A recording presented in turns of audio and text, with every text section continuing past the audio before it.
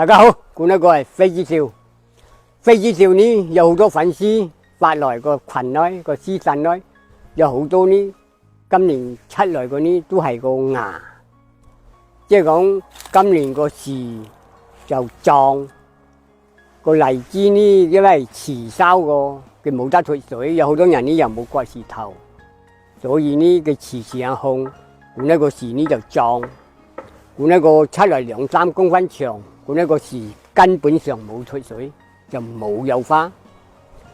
即係時間嘅問點係做法，即係講點樣調花。時間出來2-3公分長嗰種個腎芽冇有白點過，嗰種個一定呢就要用嗰隻熱氧佛草米，即係嗰隻雜交組3%個嗰隻雜交組。好似我估中過一樣，即係嗰條樹枝條就夠壯過，因為佢遲剪落，佢冇脫水。估中過出來，一定要用殺膠素快速脫水，使到佢個尾部個葉仔停止生長，速記過1星期後，佢就慢慢來白點，就係嚇我嗰條一樣，嗰條。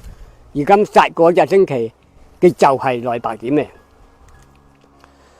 我哋用殺膠素快速脫水呢，我哋就根據個芽來放嗰隻濃度，即係講時間下我估中嗰樣2-3公分長，就係用到3%個熱氧佛草米，20毫升對水60斤打落去，打濕佢嗰隻芽尾，佢就幫助佢快速脫水。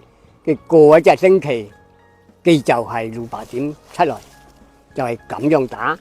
如果一係長過，好似我估中嗰一樣，原來冇有個白點過，估中個咁長有6-7公分、7-8公分長嘅，估中個就用淡一啲喺個濃度，3%個熱氧佛草米，1支20毫升就對水102斤，係咁打落去。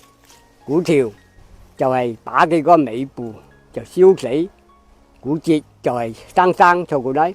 而家管一個都逼個白點來，你見到冇？管一個再咁樣殺，睇到個芽，即係講就放嗰隻濃度，殺膠素呢幫助脫水呢就最快脆個。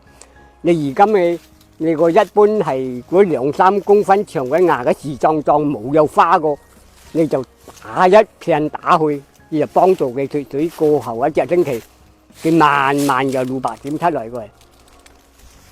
即係嗰隻熱希尼呢個區別呢，熱希尼你一打落去呢，佢有呢7，有呢微7個，微7個呢熱希尼呢佢有一隻控個作用，盡量就冇好用熱希尼。熱希尼呢就係時間你個樹。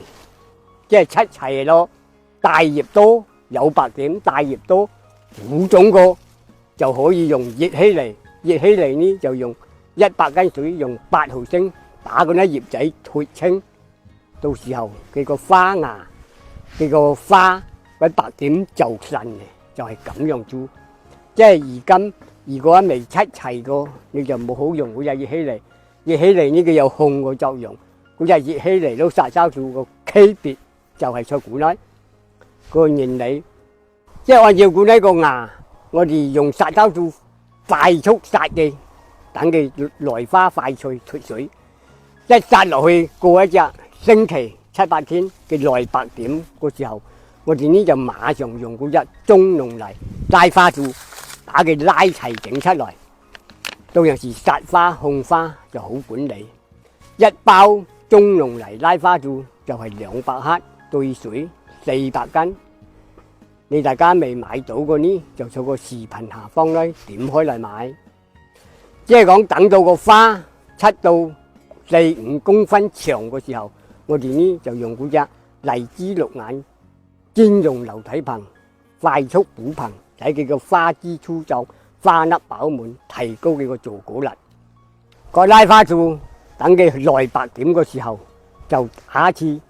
過1星期打一次，打落去呢，使佢個花就係出嚟齊整，把嗰啲陰枝啊各方面佢都拉佢出嚟，打破佢個休眠。即係講有好多嘅歲數教過冇得醒過，就噴落去呢，佢就容易醒，拉佢出嚟，打破休眠。即係講呢啲緩解個多後做個藥個殘留。